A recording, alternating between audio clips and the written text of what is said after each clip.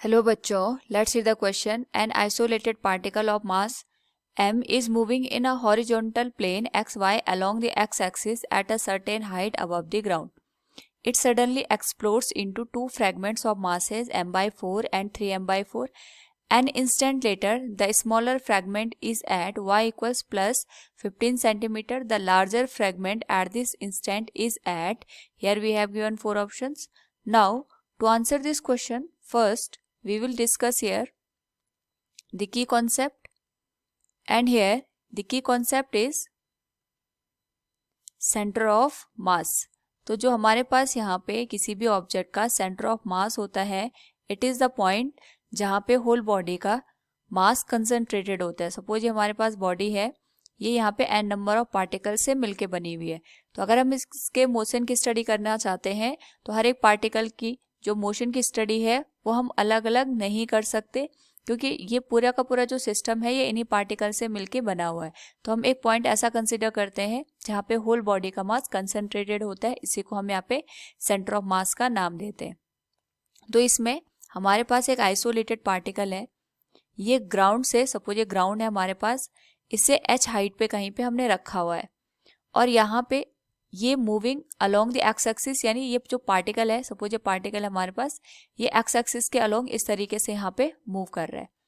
तो एक certain point पे जाके ये दो पार्ट में, सपोज इस पॉइंट पे ये गया, उस पॉइंट पे जाके ये दो पार्ट में यहाँ पे ब्रेक हो गया.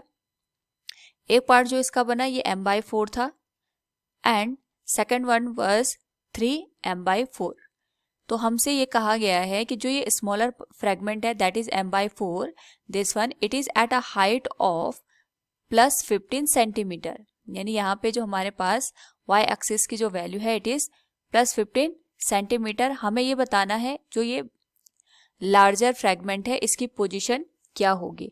तो अगर हम इसको यहाँ पे एनालिसिस करके देखें तो जब ये हमारे पास एक्स एक्सिस के अलोंग मूव कर रहा था उस पर्टिकुलर केस में जो इसकी वेलोसिटी है it was not along the Y axis, यानी जो इसका वाई एक्सिस का, या हम कह सकते हैं vertical component of the velocity is 0. So we can say while moving along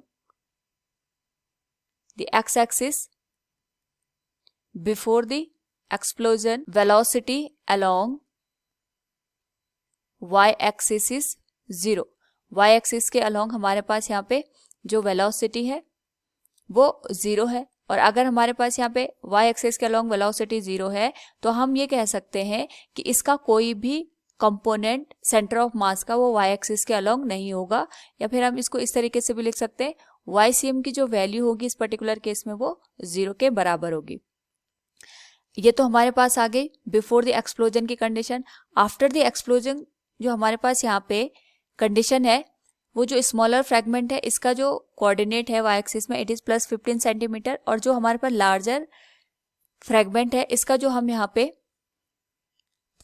coordinate consider करते हैं इसको हम y कंसिडर कर लेते हैं. तो जो YCM की वैल्यू होगी for the given system it will be m/4 into 15 centimetre plus 3m/4 multiplied with, ये वैल्यू हमें निकालनी है, इसको हम यहाँ पे y कंसिडर कर लेते हैं, divided by m/4 plus 3m/4. तो जो YCM की वैल्यू है it is given as 0. So we can write it will be m/4 multiplied with 15 plus 3m/4 multiplied with y, और जो डिनोमिनेटर का टर्म है ये 0 हो जाएगा. तो अगर हम इसको यहाँ पे शिफ्ट कर दें तो ये हो जाएगा m/4 multiplied with 15 with negative sign equals 3m/4 multiplied with y. y की वैल्यू हमें निकालनी है तो m से m कैंसिल हो जाएगा, 4 से 4 कैंसिल हो जाएगा, and the value of y will be given as -5 centimetre. इसका मतलब ये होगा कि जो दूसरा फ्रेगमेंट है larger fragment it will be on the downward direction from the given axis, यानी ये जो हमने यहाँ पे एक्सिस कंसिडर की थी इससे ये यहाँ पे डाउनवर्ड डायरेक्शन में -5 सेंटीमीटर की डिस्टेंस पे सिचुएटेड होगा. So from the given question we can say the larger fragment at this point is at y equals -5 centimetre. Option A will be the correct one. Hope all you understood it. Thank you and best of luck.